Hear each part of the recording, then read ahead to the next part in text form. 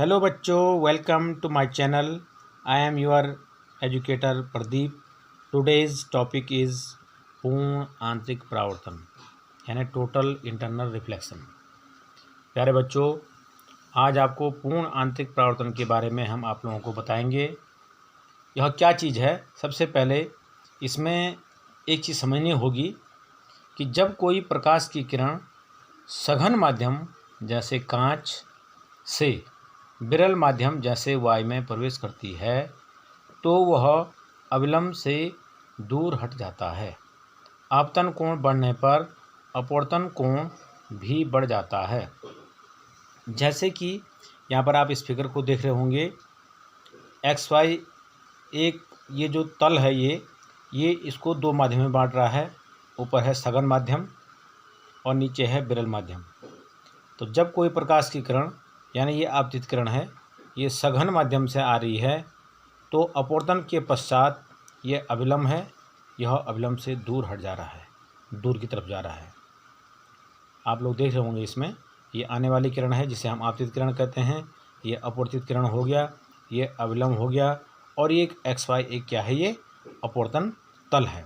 तो जब कोई प्रकाश की किरण जो है सघन माध्यम से विरल माध्यम में आती है तो वह अविलंब से दूर हट जाती है। किंतु सेकंड केस देखेंगे आप कि सघन माध्यम में यह विशेष आपतन कोण जिसके लिए विरल माध्यम में अपवर्तन कोण 90 डिग्री का हो जाता है, क्रांतिक कोण कहलाता है। इसे सी से प्रकट करते हैं। जैसे आप लोग इस फिगर में देख रहे होंगे, दूसरे वाले फिगर में ये जो आने वाली किरण है ये आई यानी जो आपतन कोण था, आई जो अवलंब के साथ बना रहा है कोण, I is equal to C. C is the critical angle, क्रांतिक कोण। ये दोनों जब बराबर हो जाते हैं तो जो अपवर्तित किरण होती है वह अविलंब के साथ 90 डिग्री का कोण बना देती है। इट मीन्स अपवर्तन कोण 90 डिग्री का हो जाता है। उस आपतन कोण को हम क्रांतिक कोण कहते हैं।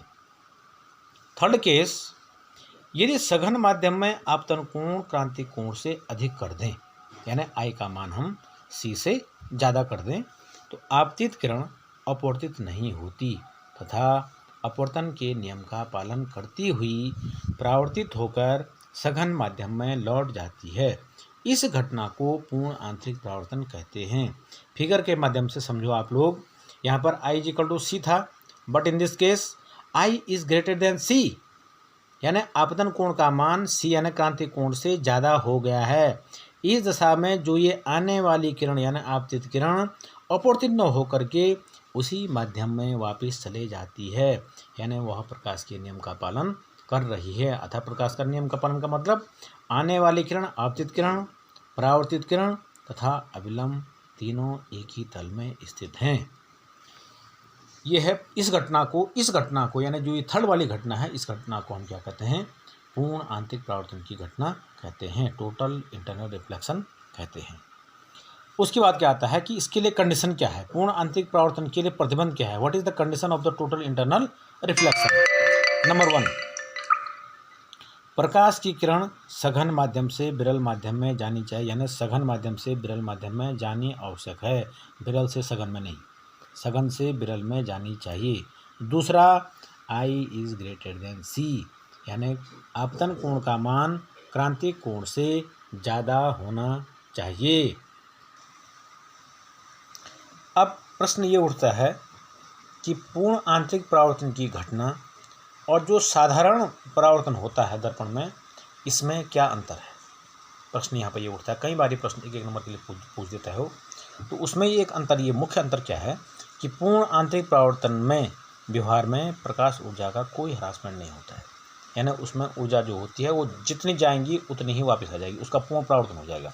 जबकि दर्पण से जो परावर्तन में प्रकाश का ऊर्जा का एक अंश अवशोषित हो जाता है, यह इसका मुख्य अंतर है। बाकी इसमें कोई विशेष अंतर नहीं है। उसमें पूर्ण रूप से जितना प्रकाश आया उतना ही परावर्तित हो गया, जबकि दर्पण में क्या हो जाता है, उसका एक अंश अवशोषित हो जाता है। अब इसके एग्जाम्पल्स कौन कौन हैं। Some examples of the total internal reflection यानी पूर्ण आंतरिक परावर्तन के कुछ उदाहरण, जैसे जल में परखनली का चमकीला दिखाई देना यानी पानी में हमने कोई खोखली परखनली रखी हुई है तो वह हमें चमकीली दिखाई देती है, ये उसका एक उदाहरण है। दूसरा रेगिस्तान की मरीचिका है। जो रेगिस्तान में जो पेड़ होते हैं वे बहुत दूर दिखाई देने पर जो है एक तालाब की तरह की आकृति के दिखाई देते हैं। ठंडे क्षेत्रों की मरीचिका, ठंडे क्षेत्रों की मरीचिका में क्या होता है कि दूर में या ठंडे में पानी का जहाज जो है वो ऐसा दिखता है कि जैसे ऊपर तैर रहा होगा। अब मछली की प्रेक्षित विश्व, ये उसके उदाहरण हैं, पूर्ण आंतरिक परावर्तन के उदाहरण हैं। और पूर्ण आंतरिक परावर्तन का जो दैनिक जीवन में अनुप्रयोग है, applications of the total internal reflection is, number 1 तो हीरे का अधिक चमकदार दिखाई देना, दूसरा ऑप्टिकल फाइबर्स के रूप में यानी प्रकाशिक तंतु के रूप में, और पूर्ण परावर्तक प्रिज्म के रूप में यानी टोटल रिफ्लेक्शन प्रिज्म के रूप में प्रयोग किया जाता है। बच्चों, इसके नोट्स बनाने के लिए इसके स्क्रीनशॉट ले लो। Thank you so much. If you like this video, so please like, comment, share and subscribe. Thank you.